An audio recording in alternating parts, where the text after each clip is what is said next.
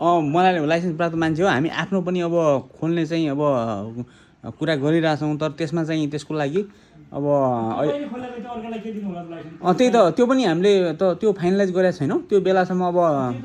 अरू अप्सन पनि हेरिराख्या मेरो निरज ओझा हामी सन्तोषी टोलको ड्याडी मम्मी डनलधुराको ड्याडी डोटीको हजुर सबै फरक फरकका फरक फरक गोत्रमा हुनु पऱ्यो नि त एउटै गोत्रमा बिहे गर्न मिल्दैन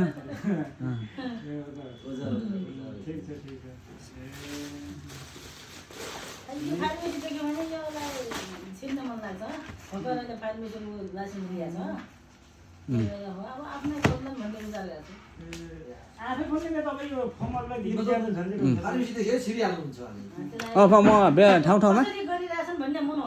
आफ्नो आइडी लिने पनि बरु अहिले आफ्नो नखोल्दा खोल्दाखेरि अथवा कहीँ लाइसेन्स दिने